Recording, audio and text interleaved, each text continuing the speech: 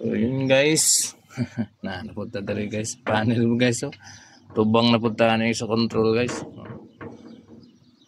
Problema nito kanina guys. Yung ito nakababa to. Nag-trip.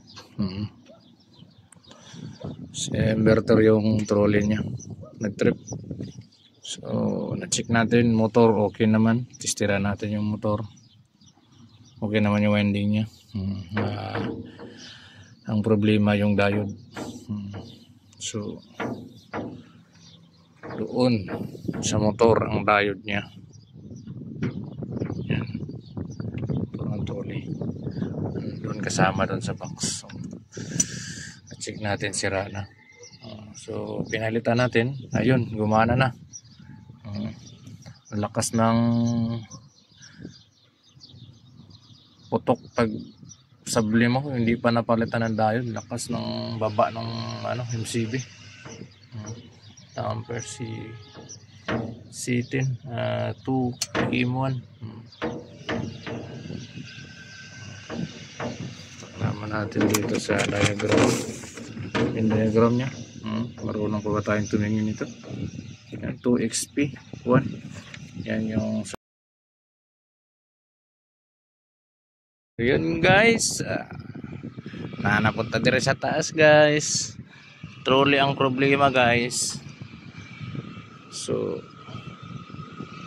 pumuputok yung breaker doon, bumababa pag i-trolley in or out. So pag-alaman natin na ang diferensya niya itong diode, buti na lang talaga na nagdala na ako kaagad para hindi na mag-akyat baba.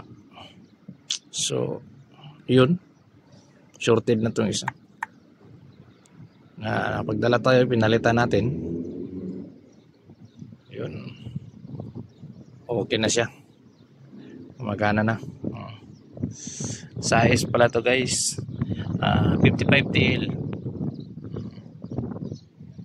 Pang ilang site na namin to ngayon? Pang-apat. Kasi kanina doon kami sa Malta. Tapos mawid kami ng isla. Punta kaming Gozo. So ito yun, sa Gozo, pangatlong site. So palitan natin. Tanggalin natin to, palit natin to. Okay. So yun lang guys. Thank you. Araw ng Sabado Santo pa lang, Sabado Santo. Araw ng Sabado Santo. Ganun talaga pag-abroad guys. Ang holiday dito kahapon lang, Bernis. Ngayon Sabado. So guys, takpan natin guys. Palitan ko muna to. Tanggalin ko to. So yun lang. Thank you.